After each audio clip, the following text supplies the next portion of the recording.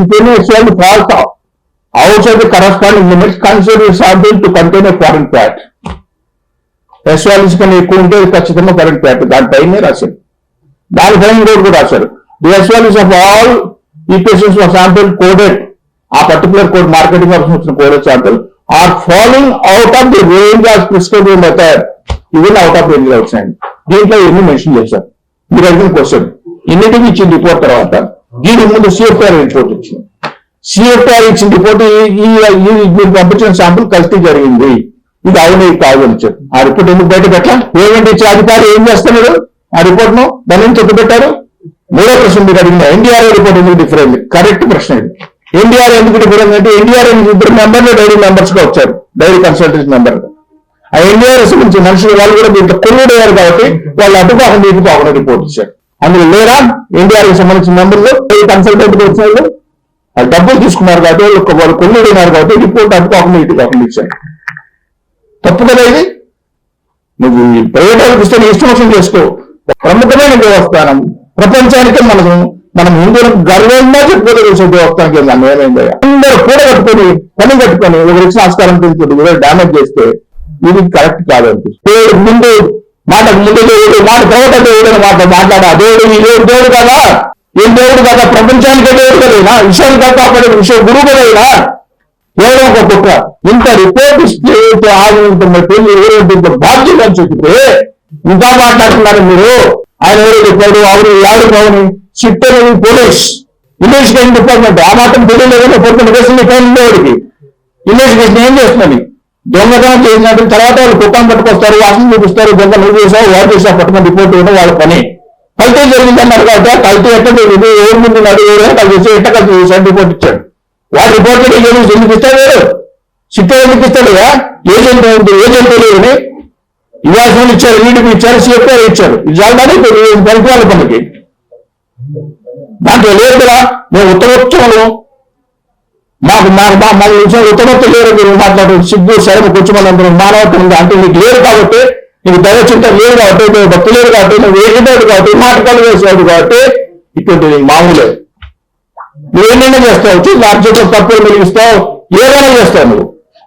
నువ్వు 100 సంవత్సరం నువ్వు చెప్పిన విషయాలన్నీ ఆడ బిర్యానీ వేసుకున్నాడు, నమాజ్ చేశాడు, వాడు చెప్పులు వేసుకొచ్చాడు, 7 బాండి బాటేశాడు.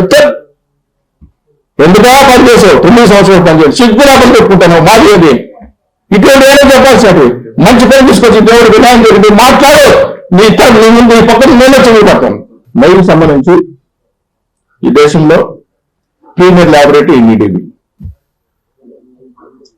రిపోర్ట్ ఇచ్చింది. మొదటిగా క్లియర్ ఇచ్చింది కల్తీ జరిగిందని. కల్తీ ఏ జరిగింది రిపోర్ట్ అని కూడా క్లియర్ ఇచ్చాడు. దాంట్లో ఫస్ట్ ఇచ్చిన రిపోర్ట్ లో కల్తీ జరిగింది, ఏ జరిగే అవకాశాలు ఉంటాయని చెప్పి ఇచ్చాడు.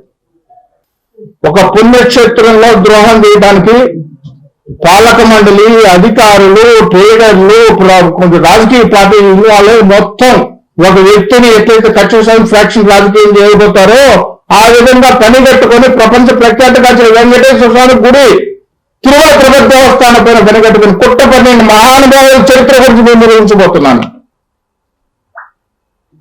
సాక్షాత్ స్వామికి సంబంధించిన లడ్డు కల్తీ జరిగింది అని చెబితే,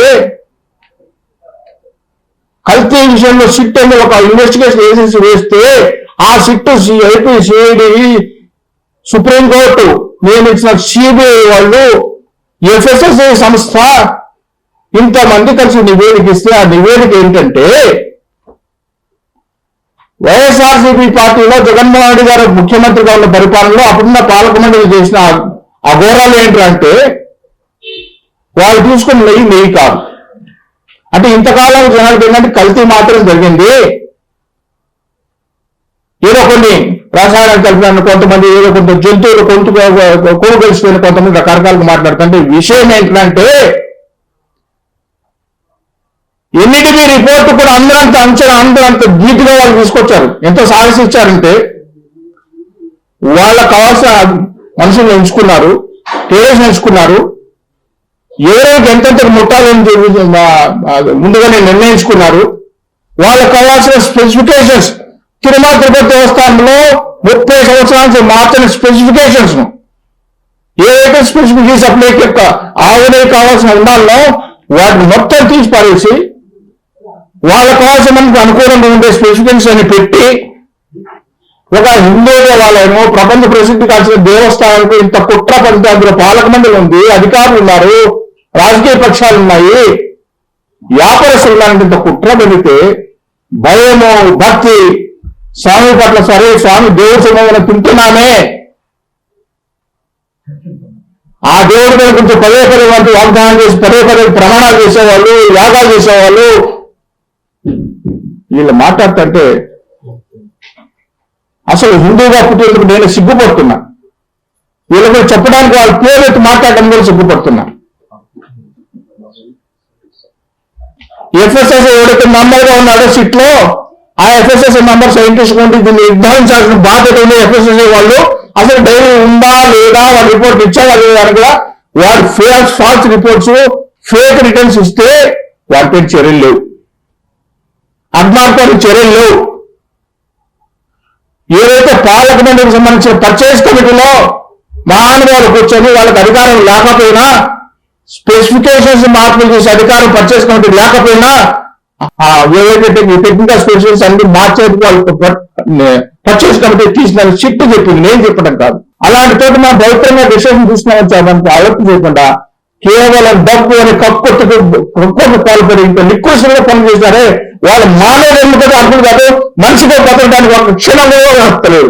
ఈ రోజు ప్రభుత్వంలో కూడా సిగ్గు లేకుండా ఉన్నారంటే వాళ్ళు పెట్టుకున్న ప్రభుత్వం వాళ్ళు వదిలేస్తున్నారు. అధికారులు పనిష్మెంట్ చేయడం కాదు, అధికారులు ఒకరితో తీసేయడం కాదు, అప్పుడు పనికి వాళ్ళు మూడు ఇవాళ ఇప్పుడు అదే పోతున్నారు గట్టిగా వస్తున్నారు కదా. ఏం చేస్తుంది ప్రభుత్వం? హిందూ జాతి పోతుంది, హిందూ జాతి మొత్తం పలుకు కూడా ఉంది. ఈ రోజు నేను గురించి మాట్లాడుతుంటే మాట్లాడుతుంటే దేవుడు దేవుడు చెప్పే నాయకుడు ఆ వైఎస్ఆర్సీపీ జగన్మోహన్ రెడ్డి గారు. దేవుడు అంటే మీకు సంబంధించిన యేసు క్రీస్తు ఒకటే దేవుడు, కొన్ని కోట్ల మంది కొడుకు ఉన్నట్టు వెంకటేశ్వర స్వామి దేవుడు కాదా? మీ నాన్న బతుకున్న ముందు దేశం తర్వాత పుత్రులు బైబిల్ చదువుకొని వస్తే మీకున్నంత అంత భక్తి దేవుడుకుంటే హిందువులకు భక్తులు ఉండదా? ఈ దేవస్థానం పని ఇవాళ ఇంకా మాట్లాడుతున్న సిగ్గు రాకుండా జగన్మోహన్ రెడ్డి గారు మీరు ఒక ముఖ్యమంత్రిని ఫోన్ చేసి స్వామికి సంబంధించిన కైంకర్యాలుగా మీరు పాపం పంచుకున్నారే, మీరు మనుషులేనా? ఇంకా మీరు మాట్లాడుతున్నారంటే యోగాలు చేస్తున్నాం, యజ్ఞాలు చేస్తున్నాం, పాపం అవుతాడు. మీకు కోపం కాదు, మీకు పడవే శిక్ష భగవంతుడు ఇంతకంటే ఇంకా ఘోరంగా చేస్తాడు దేవుడితో పెట్టలేకుంటే. రాజకీయాలు చేసుకోండి, అధికార పక్షం కానీ ప్రతిపక్షం కానీ దేవుడి మీద పాపం చేస్తారు. నిన్న ఒక నాయకుడు మాట్లాడతాడు, భక్తులు బాధ్యత తీసుకోవాలి. మీరు పని చేసిన ప్రసాదం భక్తులు చూడాలా, గుళ్ళోకి వస్తే మీ దగ్గర నెట్టించుకొని భక్తులు పడాలా, మీ దగ్గర తిట్టించుకొని భక్తులు పడాలా, భక్తులు బాధ్యత తీసుకోవడమేంటి? మీరంటే మీరు కూతురు మీడియా ముందు కూర్చొని మాట్లాడితే భక్తులు ఏదో బాధ్యత తీసుకోవాలి. ఈ ప్రసాదం మేము ముట్టుకోమని చెప్పి మా జాతి మీది ప్రసాదం మేము ముట్టుకున్నామో ఉందంటే దీంతో కలిసారంటాను. ఎక్కడైనా ఈ రిపోర్ట్లు మీరు చరిత్ర వస్తే దీని వెనకాల ఉన్నాడు, ఎంత చరిత్ర ఉంది, ఎంత చరిత్ర హీనులను వాళ్ళ దేశాన్ని పరిపాలిస్తారు. అది వాళ్ళ ఏ రాష్ట్రం ఉంది దీంట్లో? ఎందుకు ఇంత ధైర్యం చేశారు? ఒక ప్రముఖ పుణ్యక్షేత్రం ఏ మతం చేయగలుగుతారా? ఇజ్రాయల్కి వెళ్ళి చేయగలుగుతారా? చర్చికి చేయగలుగుతారా? మీరు నిజంగా ఒక అమ్మ కాపుగా పుట్టింటే దేవుడి మీద కొంచెం భక్తి విశ్వాసం ఉంటే చెప్పు, మీ క్రిస్టియానిటీ వచ్చేస్తామని చెప్పు. ఇవి కాకుండా పనిగట్టుకుని వెంకటేశ్వర వైభవంతో తెచ్చుకోవడం కోసం ప్రతి ఒక్కరు పనిగట్టుకొని ప్రతిపక్షమా అధికార పక్షమా అధికారుల ఏ పాలక వస్తే రోజుగా కూర్చొని ఏదో చేసుకుంటున్నా పాలక పనికిమాల పాలక ఎందుకు ఉండాలి? ఈరోజు కోట్ల మంది మాట్లాడుతున్న భక్తులంతా నివ్వెరపోతున్నారు. ఏంటో ప్రసాదంకి వస్తే ప్రసాదం ఎన్ని మాట్లాడుతున్నారు. అరే దేవుడు కదా, దేవుడు ప్రసాదం కదా, మనం ఆచితూచి మాట్లాడదాము అంటే మీ రాజకీయ లబ్ధి కోసం, మీ రాజకీయ ప్రయోజనాల కోసం ఏ పార్టీ అయినా కావచ్చు. ఇంతలో ఈ క్వశ్చన్ వాడికి అలాగే ఉన్నాయి. వాళ్ళు మాట్లాడినారు కాబట్టి మేము ప్రాపర్గా ఎక్స్ప్రెస్ చేసుకోవాలంటే నీళ్ళు తక్కువే. అధికారులను పరిశ్రమ చేయడం కాదు. అప్పుడు పాలకమండలి కూడా ఈ నిర్ణయాలు తీసుకోవడం పాల్పంచుకున్నారు కాబట్టి ఎవరో తప్పు చేసి వాళ్ళందరూ బంద్ చేయాల్సిందే. తీసిపడేయండి పాలకమండలిని. ఏ గతంలో చేశారు కదా మీరు, ప్రతిసారి స్పెషల్ గా చేశారు కదా. ఇటువంటి పరిణామాలు స్పెషల్ వేరు నేషనల్ గొగ్గోలు పెడుతుంది ఈరోజు, గొగ్గోలు పెడుతుంది.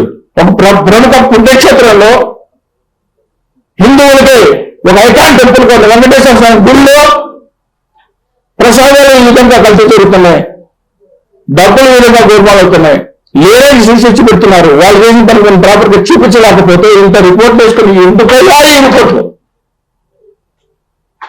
ఏదో పడుతున్నాం. ప్రతి ఒక్కరు ఒక సైంటిస్ట్ ఇండియన్ రిపోర్ట్ వచ్చింది కదా, దాంట్లో ఎస్వాళ్ళు ఎమ్మెల్సీ ఎస్వాళ్ళు గుండె వాళ్ళ గురించి కల్తీ చేసి పాపం చేసి